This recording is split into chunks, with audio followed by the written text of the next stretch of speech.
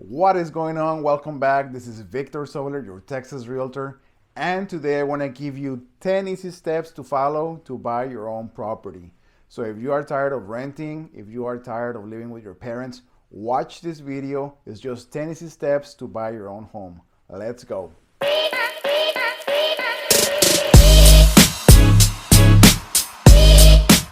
Step number one is to determine whether or not you are financially ready to buy a home. How do I do that? Talk to your trusted realtor for them to recommend you a lender or a list of lenders to help you get approved. They will look at your work history, at your credit score, and different requirements in order for them to determine whether or not you qualify, and they will determine your buying power as well. So that would be step number one. Talk to your realtor, talk to your lender to get started. Step number two is to determine what is important to you when buying your home.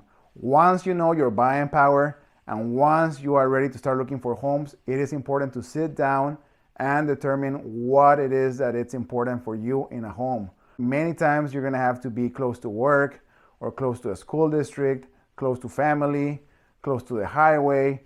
It really depends. So once you know your buying power, once you know what you need, it is important to sit down and make a list of priorities before you start looking for a home.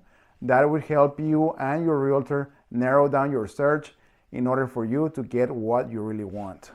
Step number three is write an offer when you find the house that you like.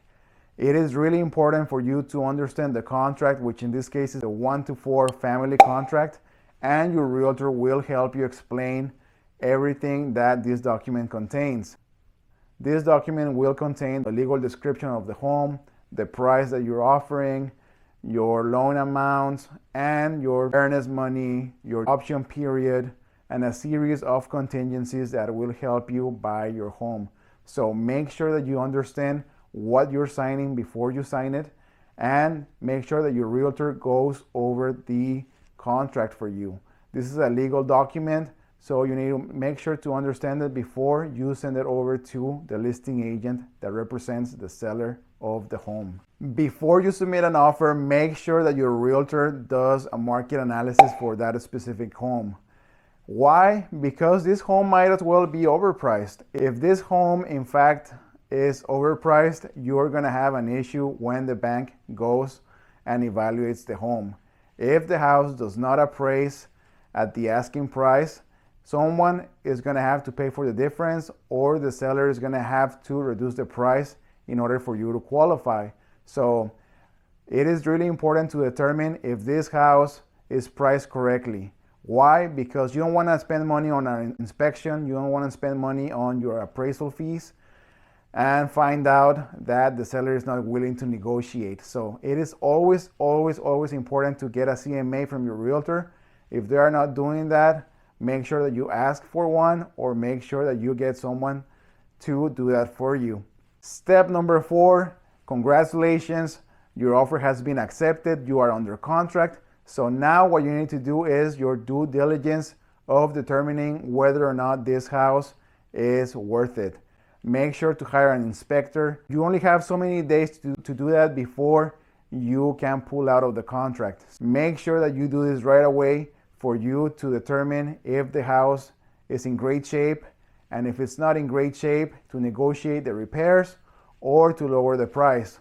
So that's why you need to have a great realtor to help you negotiate, to help you with inspection, and to help you recommend someone who you can trust.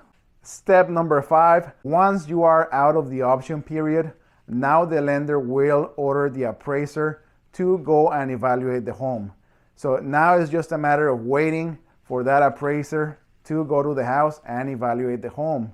In the meantime, what you need to do is just get all your paperwork in order, talk to your lender, communicate with them to determine if they need any additional documentation, because as they are doing the appraisal, they are also doing underwriting. So it is very important for you not to change anything, such as finding a new job or quitting your job or buying a car, financing furniture. Don't do anything like that, because it's going to affect your credit and you will not qualify. or it's gonna delay the process and the seller might not be willing to wait for you to qualify again. Step number 6, once you get a clear to close, once everything has been approved by the lender, make sure to schedule a final walkthrough. Why? Because a lot of things could happen in 30 days. I've seen homes that went under a hailstorm, under vandalism. Maybe the owner took the fridge, maybe the owner took something out of the house. So you gotta make sure that the house is in the same shape that it was when you saw it the first time. Step number 7 is to gather all the documents that you need before you head out to the title company. Bring your ID. I've seen it all the time. People show up to the title companies without an ID. The lender and the title company will work together to come up with the closing documents, and they need to present those documents to you before you head out to the title company. Those documents will show you how much you need to bring to the table in order for you to close.